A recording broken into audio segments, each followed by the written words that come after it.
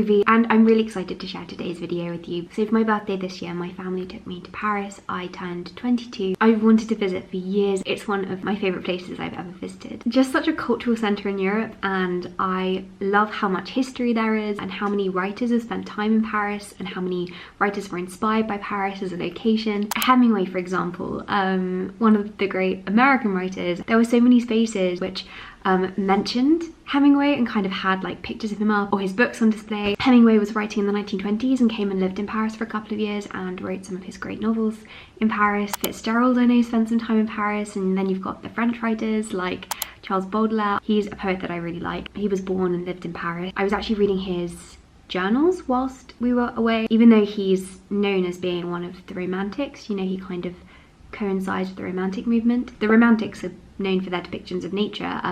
It's kind of the first thing that you think of, but critics say that Baudelaire was able to kind of recognise that poetry needed to account for the fact that lots of people were living in cities at that point, and kind of understand and articulate that new reality as opposed to just nature. And then you've also got Oscar Wilde, who moved to Paris after being in prison. But basically there is just a lot of history and culture, especially when it comes to writing in Paris, and I definitely felt inspired whilst there. Without further ado, sorry I didn't introduce this video, which is why I just jumped in here, but I'm going to show you our trip.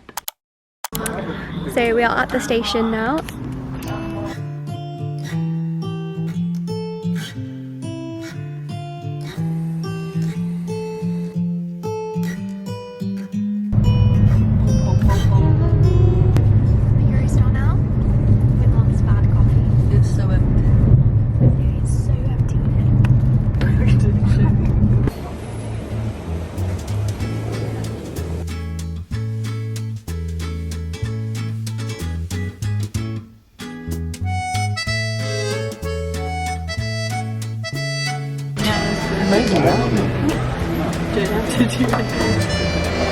Yeah, very good. We're about to have a winner.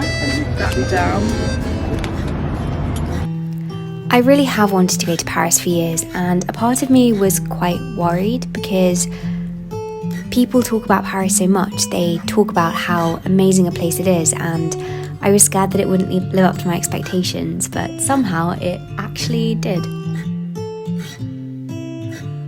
I do think that the space that you're in affects the person that you are. And I mean, objectively, of course, you still retain a sense of yourself.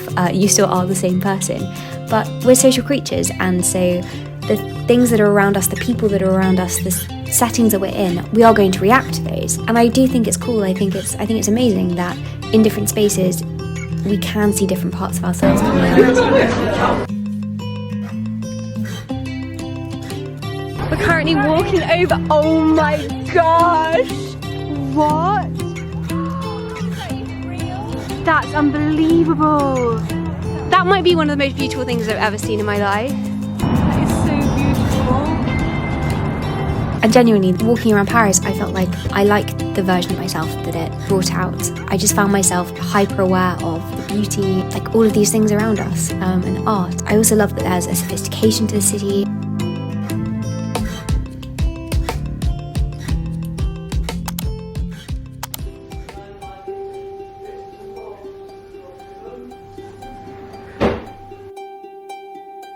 So here we are on the 17th of May, which was my birthday. We woke up early because we wanted to see the sunrise at the Eiffel Tower. It's funny, but I'm seeing turning 22 as a new chapter in my life in a way that turning 21 maybe was not.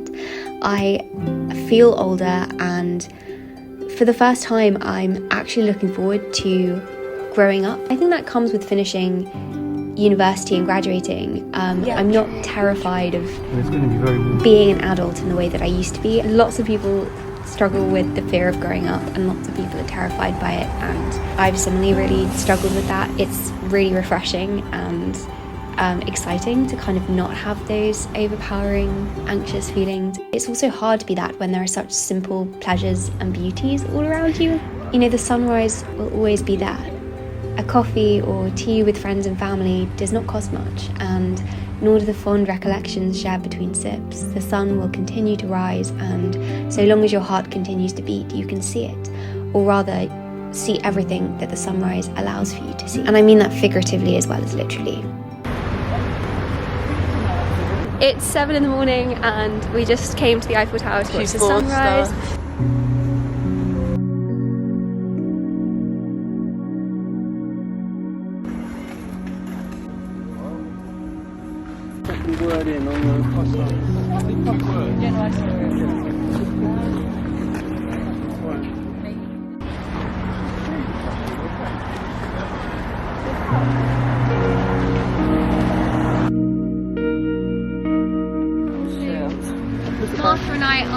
going to go up the Eiffel Tower, which we're so excited about. Mum and Dad couldn't get tickets though, so they kindly said that Why we are could you take smiling? The well, I'm grateful and I'm happy. Mum, how do you feel I to don't not be going mind. up? I've been before, and also look how high it is. A bit scary. Oh, I've been before. Yeah, Mum.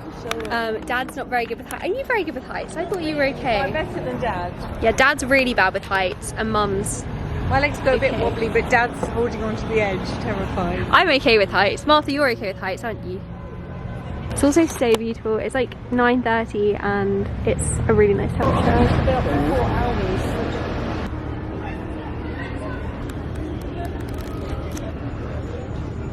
Listen to this. I'm just going to read loudly. That which is created by the mind is more living than matter. RUBYGCHOCD! About to go up. Are you going to go get coffee?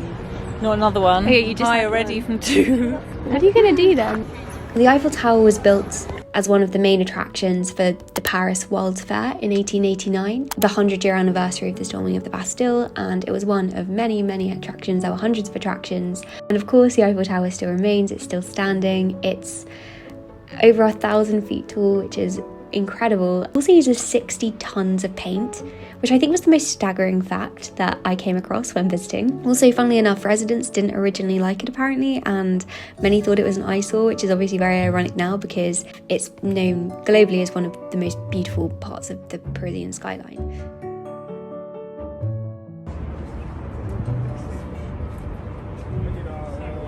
Oh, look! After the Eiffel Tower, we went to Wild and Moon for lunch, which is a vegan chain in Paris, and I'd heard some good things about it. It's not authentically Parisian, I guess, but it was really great, and if you're vegan, I would recommend checking it out. They had some really good drinks. So I basically didn't end up vlogging very much at all, but after going for lunch, Martha and I wandered around Paris for a little bit. We went for cocktails, I got a virgin pina colada, and then we met up with my parents in the evening, which is where I start talking to you here. And yes, I am wearing very dramatic lipstick, but I'm trying to do more things that take me out of my comfort zone. I haven't updated you for quite some time, I'm sorry. We basically came back to the room after going out, and then we met with my parents later for dinner, and overall it was just the most incredible birthday, and I'm really grateful for my family.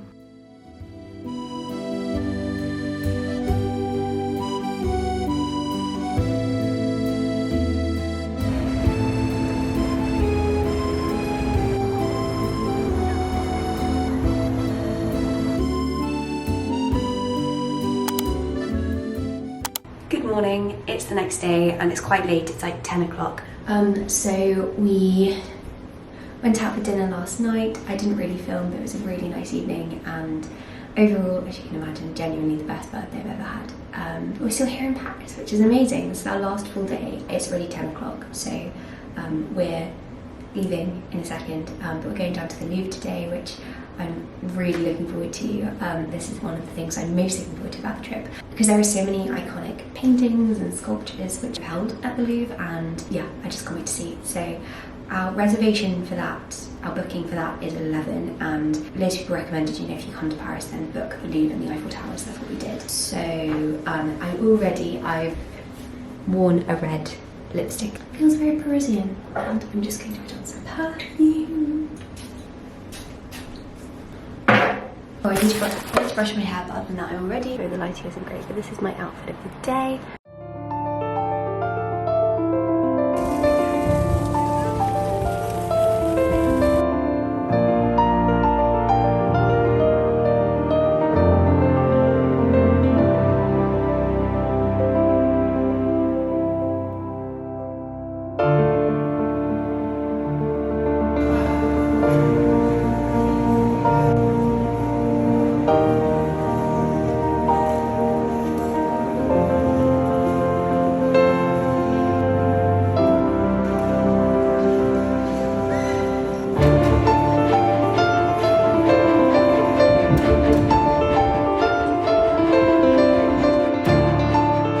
One of my favourite paintings, and the thing I was most excited to see in the museum, was the famous painting Liberty Leading the People, which it commemorates the July Revolution in 1830. I just love the use of light and dark in this painting. Liberty is lit up and central.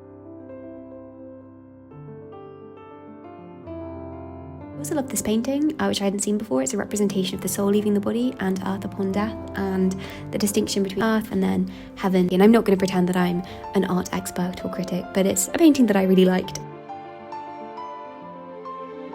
Then for lunch we went to Pink Mama, which is very aesthetic and photogenic, and we'd heard very good things about it. Martha really wanted to try this place, and I'm really glad we did because they had amazing pizza. The pizza bases were incredible. My dad said it's the best pizza he'd ever tried, and I would recommend. Then we wandered around Paris a bit more. A lot of the time that we spent in Paris was more like just walking through the streets and taking in the atmosphere and the aura of the place, which I think is kind of, I don't know, that was my favourite thing to do.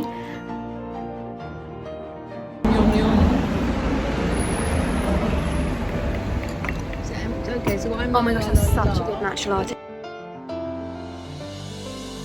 So we went to the rooftop cafe on the top of Galerie Lafayette. Had the most incredible view, and it was all vegetarian, and they could make their dishes vegan as well, which was cool. The food was quite overpriced, but I suppose that you're paying for the view more than anything. Then we finished off the night in the most romantic way possible. Just, this felt out of body, to be honest. We went on one of the river cruises along the Seine. One we went on at 9:30, which meant that the sun was setting during the cruise. So we left when it was light, and then we saw the sunset, and we saw all the lights come on and saw the City of Lights, and it was just the most incredible time to go. So if you're going to go on a night cruise along the Seine at any point, choose to do it as it's getting dark. It was just exquisite. I think this might have been my favourite thing that we did in Paris. The whole world looked like a Van Gogh painting, and the water caught the night and it shimmered, and it looked like there were stars in the water, these artificial glimmering stars which somehow looked more real and more majestic than real ones. And I think it kind of made me aware of the value of Van Gogh. And paintings help you to see things that you didn't see or notice were there before, and I think thinking about the Seine and this view in light of Van Gogh, it's like I was able to see things that I maybe wouldn't have been so aware of before. Paintings and art get you and allow you to look at the world through new eyes, which I think is so cool.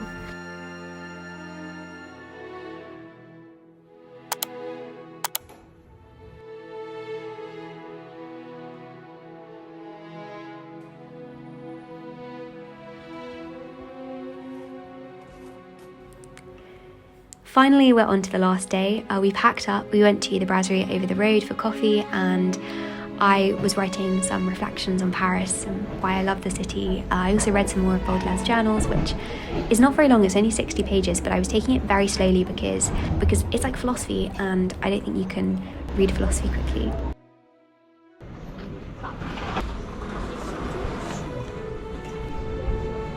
And where are we and what are we doing? We're in a cafe outside our apartment. We're waiting for a taxi.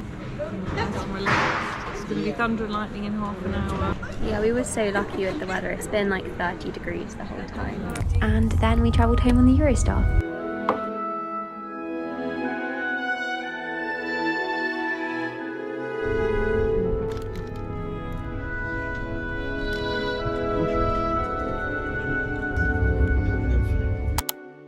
So that brings us to the end of the video. I'm back in Exeter just until tomorrow actually. I came down for just a few days, spend some time with Blakeney and to go down to Falmouth together. This is quite different to the kind of thing I've posted in the past, but let me know if you like it, if you'd like me to vlog again if I ever were to travel anywhere. Definitely kind of changed my perspective on travelling. I didn't really think of it as being something that I actively wanted to do. I want to see new places and I want to get new perspectives. I didn't really feel an urge to like visit loads of cities and like cultural places, significant places, but going to Paris, I think I have shifted that mindset quite a bit, and I'm aware that traveling to new places and seeing new places, that's what gives you new perspectives, and that's what helps you to see the world in new ways. It genuinely really shifted my mindset and my opinion on so many different things, which is really quite absurd considering that I was only there for a few days, but still, it's the truth. I know I was so lucky to go to Paris, and if you ever get the chance, I strongly urge you to visit. Thank you so much for watching this video though. I hope you enjoyed watching it,